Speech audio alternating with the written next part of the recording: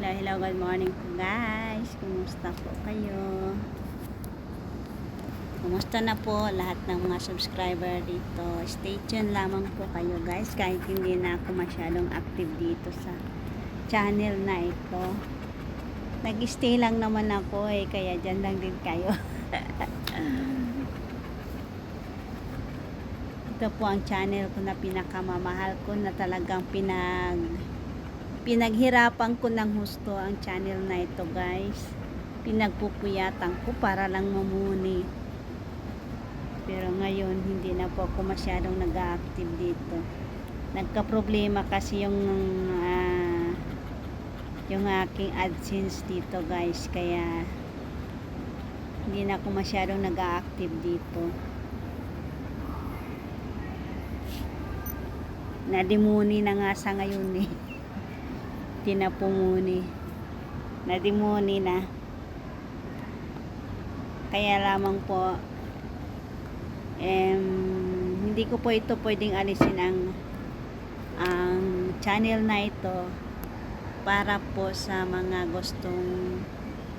gustong malaman ang mga skits, kasi po ito pong channel na ito talagang marami po akong hiking activity dito, kaya hindi ko po ito pwedeng alisin para makatulong din po sa iba na malaman kung saan kami grupo pala saan kami dumadaan. So marami pong mga challenge na mga dinaanan namin dito nakapost sa channel na ito, kaya kung gusto niyo pong mag-search, nandito po, marami po dito sa channel na ito. Kaya stay lang po ang channel na ito, hindi ko po ito alisin para sa ibang tao na gustong malaman ang mga skits na dinaanan namin. And then mayroon po talagang worst, pinaka worst talaga dito sa channel na ito, yung lakad namin na Crocodile Rock. Oh my goodness, I can't imagine. So yung way po, hindi ko po na-check ulit kung kompleto ba yung aming dinaanan, pero oh my god, gabi na po kami, madaling araw na po kami nakauwi, kaya aware po yan, ano ba tawag nito, warning po yung aming lakad para sa ibang tao na gustong magtangkang hanapin ang Crocodile Rock.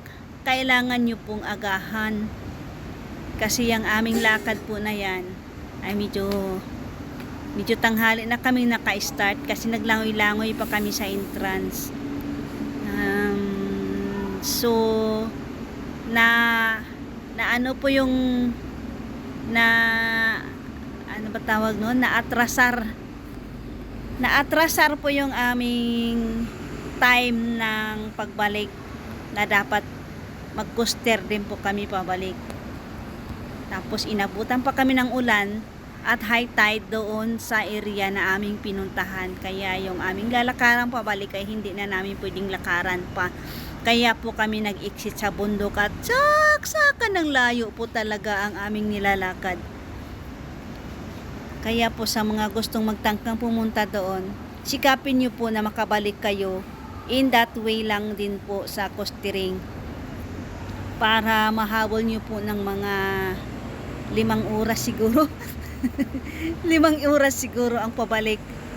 Papunta 5 oras, pabalik 5 oras. Sikapin nyo po na makuha nyo po yun, kasi kung ma-stuck po kayo doon sa Crocodile Rock na hindi na kayo makabalik sa dinaanan nyo, mapilitan po kayong pumunta, lumakad sa bundok, sa trail ng bundok, kung saan yun ang aming sinusog na saksakan ng layo talaga guys. Alas 2 na po ako nakauwi ng bahay. At ako'y ni-report na ng amo ko sa pulis. Wala ring magawa ang pulis. Di rin kami mahanap, di kami ano ba tawag nito? Malocate. Dahil po walang signal doon. Kaya para po sa mga gustong pumunta, i-catch up nyo po talaga, sikapin nyo po na makabalik kayo ulit sa way na dinaanan nyo papunta. Huwag po kayong dumaan doon sa bundok dahil hindi po kayo maliligaw. Kaya lang yung daanan na talagang kay layo-layo, matagal pong makauwi. Kaya po kami, nang dumating kami sa village na pinanggalingan namin, ay wala na pong masakyan. So lucky naman po, may pinadala si Lord na taong taga roon na ginabi na, nagtaksi siya. So yun yung taxi na sakyan namin, kasi hindi naman kami makakontak din ng taxi doon sa area kasi walang signal po doon. At hindi naman po namin pwedeng lakarin dahil ang layo-layo. Kaya po, pasalamat po kami kay Lord na may taxi po na pumasok doon. And then, hanggang Saikong lang po yun. So, nag-change po kami ng taxi mula sa Saikong papunta naman dito sa area. Pinagtaksi na po ako ni amo. Ay talaga namang galit na si amo sa akin. Galit siya dahil nag-alala siya, natatakot siya na baka kung ano nang nangyari sa akin.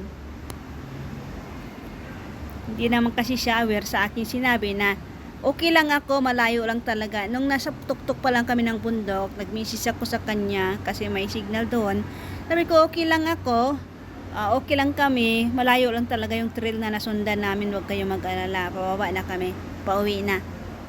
Tumawag pala ulit, nasa baba na kami ng bundok, wala ng signal, ayun na, nataranta na ang ali, tumawag na ng pulis. Kaya yun, ang mga pulis nagpunta sa bahay, wala ring magawa dahil hindi kami malukit, walang signal. So nung nasa Saikong na kami, na nagtaksi kami, si amo ang nagpabayad ng taxi. At ang gusto niya, diretso lang daw ako uwi. Diretso uuwi. Paano naman yung kasama ko? Hindi ko naman pwedeng iwanan yun. Kaya kasi sinabay ko siya sa taxi. And then, idinaan ko muna siya sa area niya sa Kuluntong bago ako umuwi. Kaya sobrang nakaka-trauma yung aming ginawa. Pero hindi pa nadala.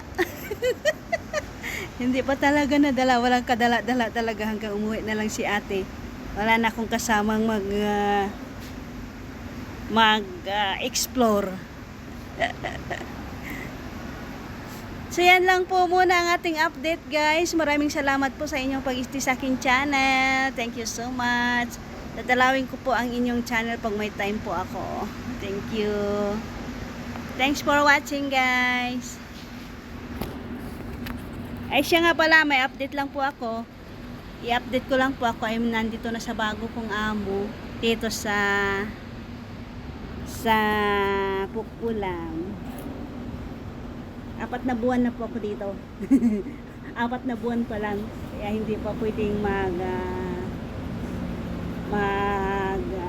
tigas ulo. Hindi gaya doon sa aking inalisan, yung amin ni ate na more than 10 years na ako doon, kaya medyo may sungay na, pero dito bago-bago pa lang. Nag-start pa lang.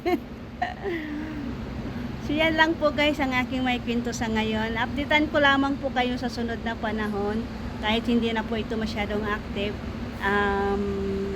patuloy pa rin akong magpo-post dito sa mga update ko.